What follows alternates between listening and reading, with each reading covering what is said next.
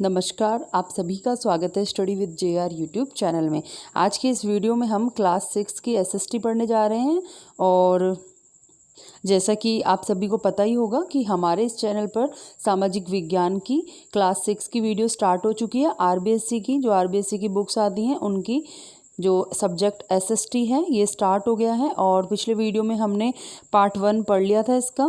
आज हम पार्ट 2 पढ़ने जा रहे हैं और ये भाग 1 का जो भूगोल है इसमें 3 भाग बताए थे मैंने कल आपको।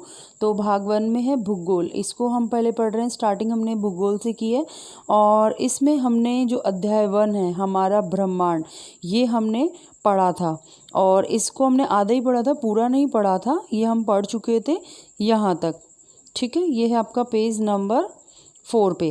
पेज नंबर 4 पे हमने यहाँ तक पढ़ लिया था। इसमें आज हम पढ़ेंगे यहाँ से ब्रह्मांड, यूनिवर्स से स्टार्ट करेंगे। इसमें लास्ट हमने पढ़ा था सभी ग्रह उपग्रह सूर्य के प्रकाश से चमकते हैं। तो जो इम्पोर्टेंट फैक्ट्स हैं रिट एग्ज़ाम के लिए वो मैंने हाईलाइट कर दिए हैं येलो से, तो इनको आप एक बार याद करिएगा अच्छे से। चाहे तो शॉर्ट नोट्स बना सकते हैं, वो भी आप लिख के रखिए इनको कि जो ग्रह हैं कई बार ऑप्शंस में दे दिए जाते हैं, जो ग्रह है उपग्रह हैं ये किसके प्रकाश से चमकते हैं, तो ये सूर्य के प्रकाश से चमकते हैं। इसके अलावा आपके मन में बात जरूर रही होगी कि आसमान में रात्रि में चमकने वाली वस्तुएं दिन में दिखाई क्यों नहीं देती। तो इसका जो आंसर है ये एक एक्टिविटी थी और ये एक्टिविटी 6th क्लास के लिए है, तो ये इनको ज़रूर करके देखना चाहिए। अगर आप 6th क्लास के स्टूडेंट हैं और ये वीडियो देख रहे हैं तो आप ये एक्टिविटी ज़रूर से करिए, आपको अच्छे से कॉन्सेप्ट क्लियर हो जाएगा इस चीज़ का। चलिए अब आगे देखते हैं।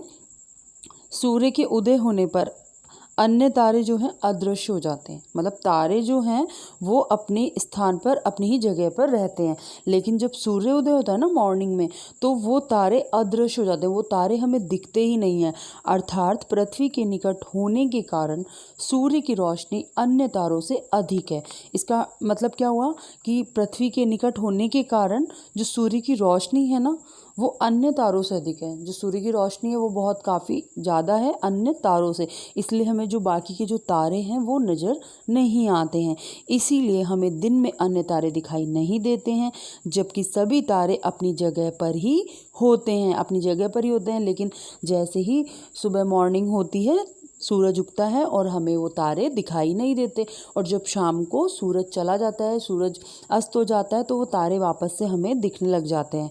तो ये होता है इसका कारण, जो तारे अदृश्य हो जाते हैं ना, इसीलिए। अब है ब्रह्मांड, यूनिवर्स। समस्त आकाशीय या खगोलीय पिंड अनंत आसमान में बिखरे हुए प्रतीत होते हैं। ये जितने भी आकाशीय या खगोलीय पिंड है, खगोलीय पिंड का अर्थ होता है आकाश में पाए जाने वाले ग्रह, तारे, उपग्रह आदि, ये सब क्या कहलाते हैं, ये सब कहलाते हैं खगोलीय पिंड। और अनंत, अनंत का अर्थ क्या होता है, अनंत का अर्थ होता है जिसका कोई अंत ना हो। तो ये सब जो आकाशीय या खगोलीय पिंड हैं ये अनंत आसमान में बिखरे हुए प्रतीत होते हैं। इस असीम आसमान को अंतरिक्ष यानी कि स्पेस, वर्ड सुना आपने स्पेस, स्पेस को बोलते हैं हिंदी में अंतरिक्ष, अंतरिक्ष कहा जाता है। अंतरिक्ष का विस्तार असीमित है, मतलब सीमित नहीं है, असीमित है। इसी में हमारा ब्रह्मांड है और अंतरिक्ष के अनंत फैलाव में खगोलीय पिंडों के असंख्य समूह हैं और विभिन्न तारों एवं उनके अवशेषों, तारों के मध्य गैसों और धूल कणों का ऐसा जमाव जो गुरुत्वाकर्षण के कारण एक दूसरे से बंधा है, उसे आकाशगंगा कहा जाता है। तो ये भी आपको याद रखना है, आकाशगंगा किसे कहते हैं, तो विभिन्न तारों, उनके अवशेषों, तारों के मध्य गैसों और धूल कणों का ऐसा जमाव जो गुरुत्वाकर्षण के कारण एक दूसरे से बंधा है, उसे हम क्या कहेंगे, आकाशगंगा, जो लाखों प्रकाश वर्ष की लंबाई चौड़ाई में फैली है। और इन्हीं अनगिनत आकाशगंगाओं के समूह को क्या कहा जाता है, ब्रह्मांड कहा जाता है। जैसा कि हम सभी जानते हैं तारों के छोटे समूह को नक्षत्र मंडल कहते हैं। तारों के इस छोटे समूह को क्या कहा जाता है? नक्षत्र मंडल। नक्षत्र मंडल का अर्थ ही क्या होता है? तारों का समूह। और लाखों नक्षत्र मंडल तारक मध्य गैसों धूलकणों से आकाशगंगा इट मीन्स गैलेक्सी का निर्माण होता है। और विभिन्न नक्षत्र मंडलों के अंदर तारकीय मंडल स्थित है, जैसे हमारा सौर मंडल। अब इसमें एक इम्पोर्टेंट फैक्ट आया है, वो क्या है? क्या आप जानते हैं? प्रकाश वर्ष दूरी का मापक है। कई बार एग्जाम में पूछा जाता है कि दूरी का मापक क्या है, तो प्रकाश वर्ष है। प्रकाश वर्ष दूरी का मापक है। इसका उपयोग खगोलीय पिंडों के बीच की दूरी मापने के लिए किया जाता है। एक वर्ष की अवधि में प्रकाश 3 लाख किलोमीटर प्रति सेकंड की गति से जितनी दूरी तक जा सकता है, उसी दूरी को एक प्रकाश वर्ष कहा जाता है। इस प्रकार प्रकाश एक वर्ष में लगभग 95 खरब किलोमीटर की दूरी तय करता है, अतः यही दूरी एक प्रकाश वर्ष कहलाती है। नेक्स्ट टॉपिक है ब्रह्मांड की उत्पत्ति। ब्रह्मांड मानव के लिए सदा से ही जिज्ञासा का कारण रहा है। ब्रह्मांड की उत्पत्ति के संबंध में भी काफ़ी रोचक किस्से प्रचलित हैं, किंतु वर्तमान समय में ब्रह्मांड की उत्पत्ति संबंधी सर्वमान्य सिद्धांत बिग बैंग है। कौन सा है? Big bang. इस सिद्धांत के अनुसार आज से 13.7 अरब वर्ष पहले एक बृहद प्रभावशाली विस्फोट हुआ, जिसे बिग बैंग कहा जाता है। बिग बैंग किसे कहते हैं? इस सिद्धांत के अनुसार बिग बैंग सिद्धांत क्या है?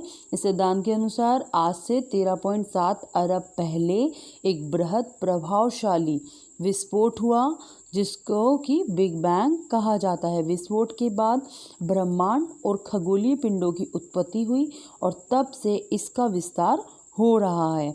ब्रह्मांड अनेकानेक आकाश गंगाओं से मिलकर बना है। पृथ्वी सहित सौर परिवार मंदाकिनी या ऐरावत पथ नामक आकाश गंगा यानी कि मिल्की वे में स्थित है। जो पृथ्वी है, पृथ्वी सहित जो सौर परिवार मंदाकिनी या ऐरावत पथ नामक आकाश गंगा में स्थित है। तो पृथ्वी सहित जो सौर परिवार है किस में स्थित है? मंदाकिनी या ऐरावत पथ नामक आकाशगंगा में। इसके अलावा प्राचीन समय में भारत में इसकी परिकल्पना आसमान में प्रकाश की नदी से की गई थी, इसीलिए इसका नाम आकाशगंगा पड़ा, अर्थात आकाश में बहने वाली नदी। ऐरावत पथ के अतिरिक्त अन्य कई बड़ी प्रमुख आकाशगंगाएं हैं। तारों के समूह से ही आकाशगंगाओं का निर्माण होता है। जैसा कि पिक्चर में देख पा रहे हैं, ये देखिए बिग बैंग की घटना की पिक्चर दिखाई गई है और इसमें देखिए ये आकाशगंगा है हमारी, और जो हमारी पृथ्वी है इसका सबसे निकटतम तारा कौन सा है? सूर्य। सूर्य एक तारा है और पृथ्वी का सबसे निकटतम तारा कौन सा है? सूर्य है, जो पृथ्वी से लगभग 15 करोड़ किलोमीटर दूर है। अन्य तारों की रोशनी एवं चमक भी लगभग सूर्य के समान ही होती है, लेकिन वे सूर्य से अधिक दूर होने के कारण हमें अत्यंत छोटे दिखाई देते हैं। जो तारे देखे ना आपने रात में, वो सूर्य से बहुत दूर होते हैं, उनकी दूरी बहुत ज़्यादा दूर होती है, इसीलिए वो हमें छोटे दिखाई देते हैं। इन सब के अतिरिक्त एक विशेष आकृति वाला तारा जो हमेशा दिखाई देता है, वह तारा काफ़ी आकर्षक एवं निराला है। इसका नाम है पुच्छल तारा। नाम सुना है आपने पुच्छल तारा का? पुच्छल तारा या धूमकेतु भी बोलते हैं इसे। तो ये एक विशेष आकृति वाला तारा होता है जो हमेशा नहीं दिखता है और काफ़ी आकर्षक होता है, तो इसका नाम है पुच्छल या धूमकेतु। इनकी रचना जो है बर्फ, धूल, छोटी चट्टानों और गैसीय पदार्थों से हुई। तो ये भी आपको याद रखना है कि जो पुच्छल तारा है या धूमकेतु है, इसकी रचना जो है किससे हुई है? तो बर्फ, धूल, छोटी चट्टान और गैसीय पदार्थ से हुई है। इनकी गति बहुत तेज होने के कारण गैसीय पदार्थ पूंछ की तरह संरचना बना लेते हैं, इसी कारण इन्हें पुच्छल तारा या पूंछ वाला तारा कहा जाता है। ये देखिए, ये दिख रहा है आपको, ये चलता जा रहा है और ये पूंछ की तरह बन जाता है, तो इसीलिए इसका नाम क्या पड़ा, पुच्छल तारा। धूमकेतु का सिर हमेशा सूर्य की तरफ और पूंछ विपरीत दिशा में होती है। तो ये भी आप याद रखना कि धूमकेतु जो है इसका सिर हमेशा किसकी तरफ होता है, सूर्य की तरफ होता है। यह सूर्य के चारों ओर एक निश्चित पथ पर परिक्रमा करते हैं, कभी वे सूर्य के निकट आते हैं और कभी बहुत दूर चले जाते हैं। तो ये जो सूर्य के चारों ओर एक निश्चित पथ होता है उसमें परिक्रमा करते हैं, और कभी ये पास में सूर्य के पास आ जाते हैं और कभी दूर चले जाते हैं। यह स्थिति एक निश्चित अवधि के बाद होती है, तब उन्हें साफ देखा जा सकता है। सबसे चर्चित जो पुच्छल तारा है वो कौन सा है, हेली।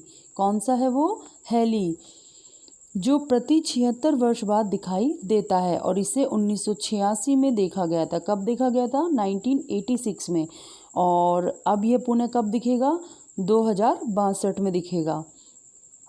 कौन सा तारा है ये, हेली। तो ये याद रखना आप, एग्जाम में क्वेश्चन बन सकता है, हेली क्या है, तो हेली है एक पुच्छल तारा। ऐसा लग रहा है ना जैसे हेलीकॉप्टर का नाम होगा हेली, लेकिन ये क्या है, एक पुच्छल तारा है। अब देखो एक एक्टिविटी और आ गई है, आइए आओ करके देखें। आइए ब्रह्मांड के विस्तार और आकाश गंगाओं के बीच बढ़ती दूरी को समझने के लिए एक प्रयोग करते हैं।